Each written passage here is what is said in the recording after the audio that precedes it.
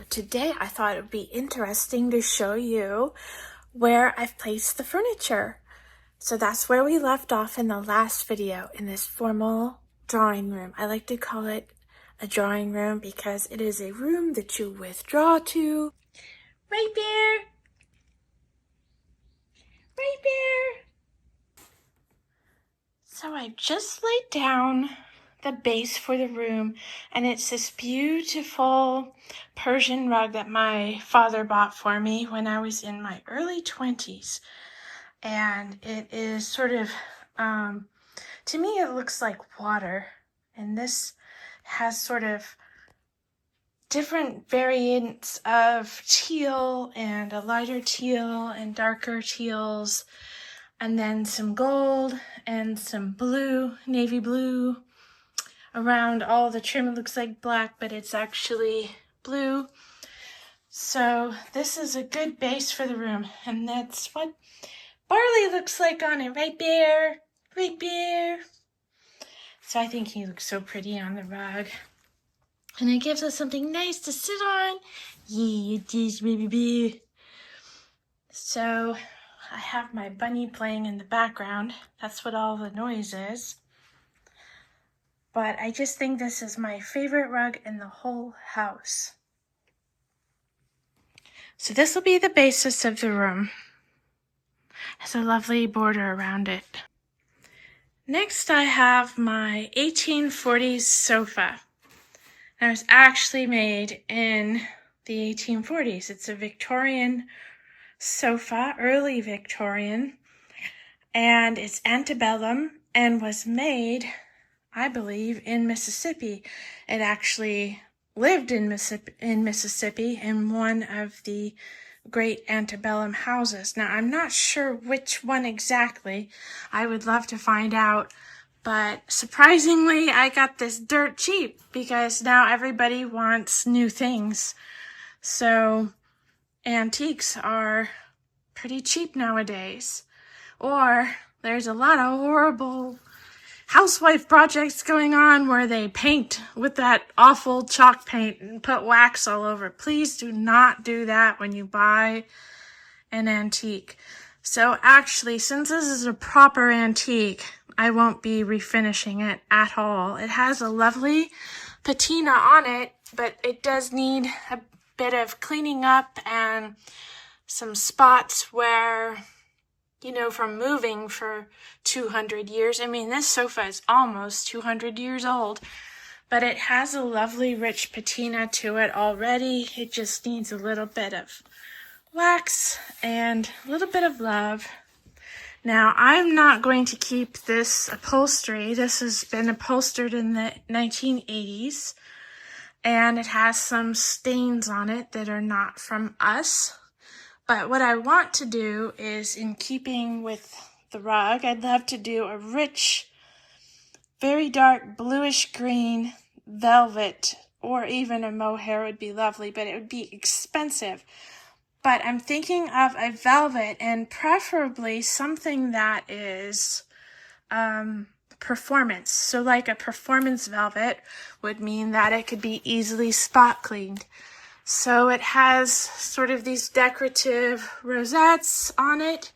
And actually, this piece here is removable. So you can see the dowels, and it just goes in the holes. So that's how it doesn't break off when moving it around. So I like that very much. And I would love to have this reupholstered. I've had this for about 12 years now. And I just dream of it being a lovely dark green. My grandmother was a great Southern lady, and she had a similar one to this.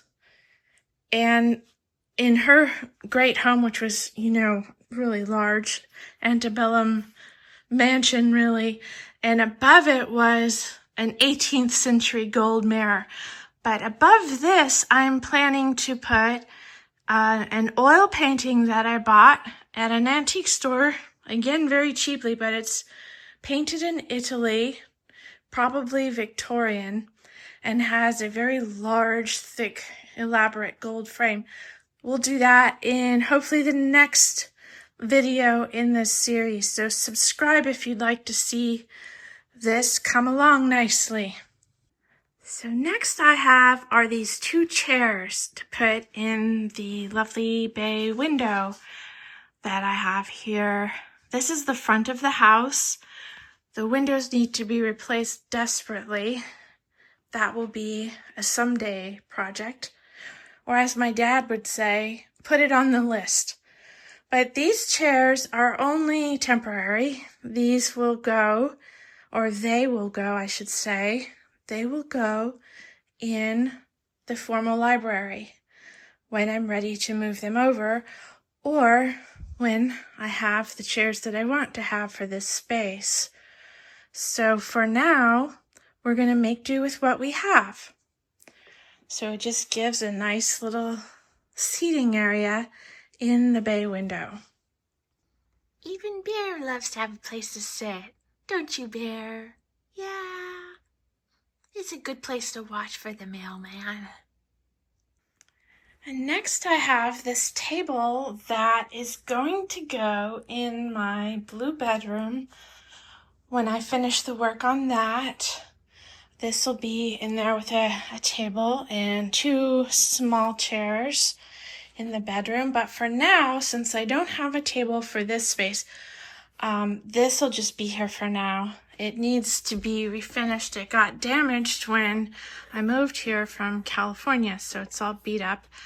Actually, this table I got for free in the apartment building I was living in California. Someone moved out and left this for someone to take. It said free on it. So I was very pleased with it. It's actually a nice little wooden table. As you can see, I like the square patterning here on the veneer, but it is wood with a nicer veneer. So I will put this in the shop and refinish it. I put a different handle on it. This is a handle from a piece of furniture from my bedroom when I was little. So that's nice. That's like one of the things I have left from that period of my life. I'm so sentimental. I try to collect things from when I was younger or that just remind me of old days of family and so on and so forth. So that'll be there. Now, what I would like to do is have a sort of an oval, larger Victorian style table with a marble top there. That's what I would like. And I would like smaller, thinner chairs that are very comfortable in a light color fabric, that are a little bit more, well, in keeping with the sofas. So a little bit more feminine with turns and maybe a little bit more French, since this is the French part of the house that inspired by French interiors. So, but for now, these will be here and that will be there. These chairs will reside in the dark, formal library. I like to call rooms what they are. You have a library if you have over 500 books, so definitely have more than that. I love to read. Yes, I'm a nerd.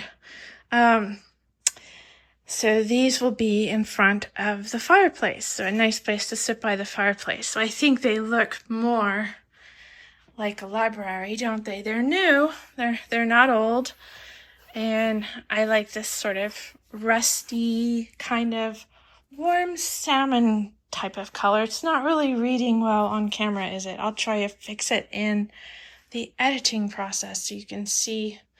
But they have these little turned feet, which I like, and this little extra bit of nail trim, which I think is very library-like, don't you think? So next, I just added a lamp. Again, this is just working with what I have for now, but this lamp will be in my blue bedroom, and it will remain on this table, actually, in that bedroom. It is a chinoiserie in style, It has a silk shade, and I added a little chinoiserie porcelain finial on top. And it's just that sort of pumpkin shape, isn't it? And I love the little Chinese footed wood stand. I bought this when I was 19 years old. It was in my very first apartment after being homeless for, 3 years. I was homeless, and it was a very sad part of my life. But this was something that I bought. One of the very first things I bought, actually, was a lamp for my little tiny apartment. And I was very pleased to get it, and I still love it. So it's vintage, as you can say, because that was in the early 90s when I was 19 years old. So I'm 52 now. But I think this will be nice here for now. You have to imagine I'm going to be making the curtains on a future video. So please subscribe, and you can find out how this room changes and what I intend it to be, which will be beautiful. I just have to do things slowly as I'm on a really tight, struggling budget, but I need to buy some curtain rods and some gold fringe, and then I can finish making my curtains. So far, I think it's nice. Let me back up a little bit so you can see the bay window with the seating, and I like the wood trim with the lovely bone color on the walls. So just imagine it. Now for the sofa here, this is a very small room, and this is a square Persian rug. So I found a lovely, let me just tell you. Now, I just wanted to sit down for a moment and tell you about what I have planned for this 1840s Victorian sofa. So this is really the only Victorian piece I have in the room. I don't like everything to be Victorian because the Victorians had a very dark aesthetic, and that can be nice, but for me, struggling with depression, I can't live in a very dark, heavy room. I just need it to be somewhat light and somewhat colorful. Now, I do have 2 rooms in the house that will be dark. That I think the library, and then there will be a bedroom upstairs that will be dark. So we'll be working on that very soon. I want to show you what I have planned to make an English style country house bedroom that is inspired by the arts and crafts movement and inspired by William Morris, who I love. So that will be a really fun project to work on with you. And I actually have all the furniture for that room and don't need to buy anything. So please subscribe to see that. But other than those 2 dark rooms, the library and the William Morris style bedroom, the rest of the house will either be light or colorful. So I like to mix kind of more contemporary things with antiques. I don't like a whole house full of precious antiques. And I like things to be very comfortable. So I lived in a house where my father and I called it the museum because while the antiques were really very museum and high quality and everything in it was just fabulous, we weren't allowed to do much of anything. We had to wear little wet white socks because we couldn't be barefoot on the expensive rocks. And we couldn't we were sitting on that sofa wrong. So it was just a very uncomfortable house with way too many rules. So I went kind of the opposite direction. I, of course, don't have those expensive things, but I do believe in shopping and finding deals. And so what I did is, this 1840 sofa was really cheap, like a couple $100. And I think it could be a lot more than that, actually. But so I'm glad that I have it, and I'll have it for life. So now to fit in with, what I can work with, now this is where it shows whether you're truly creative or you're an artist or not. It's like, what can you make with what you have? So I like to take things that I have already on hand and use them, like I did with the 2 chairs I just showed you. But I went to the Salvation Army, which is a charity shop here in the United States. I'm not sure if you have them abroad. I think you do. In the UK, probably Canada too, but you can let me know in the comments section if you do, because I really love the Salvation Army. I think they do a lot of good work in helping people, get back on the road to recovery from substance issues or poverty, and I think it's a wonderful place. I've donated clothing to them my whole life, so I really believe in their mission. But I went there and found the most perfect coffee table that's narrow and just long enough, but a lot of coffee tables are large and, modern coffee tables. So this one is vintage, but not of great quality. I bought it for $5.99 and it was missing a stone top to it, but I actually have the right stone to go in it from 2 other tables I bought from the Salvation Army that are side tables that'll go on either side of this 1840s sofa. And we'll put some alabaster kind of contemporary lamps. So again, I like to mix old and new, and it sounds odd in just talking about it. You'll have to subscribe to see it. So I'm showing you just the bones of this room. We did the painting last week. We brought the furniture in this week. And so the next project is I'm going to sand down the coffee table, refinish it, and then get the stone cut for the inserts in the table, and we'll get it in here, and then we can decorate with it. We can put books, we can put art objects, or art objet d'art, as we would say in French. We can put a lovely potted plant, as I love to decorate with house plants, and we'll just see where it goes. So that's quite a soft ramble, but I like to share with you my ideas and my intentions. Now let me show you one last corner. Okay, one last piece of furniture, 2 pieces of furniture that'll go in the final wall of this front formal drawing room. One thing that I love to do to break up a room is always have at least 1 piece of painted furniture in it. So I bought this little desk from a mail order catalog at 75% off on clearance one January. I think maybe 6 or 7 years ago.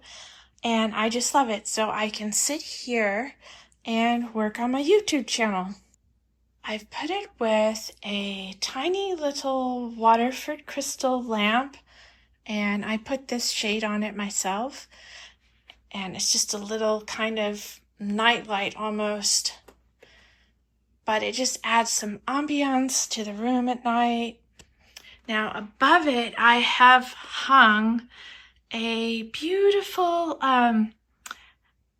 antique tapestry that was already in the frame that I bought, but it just adds a touch of gold to the room, which will make it seem more formal.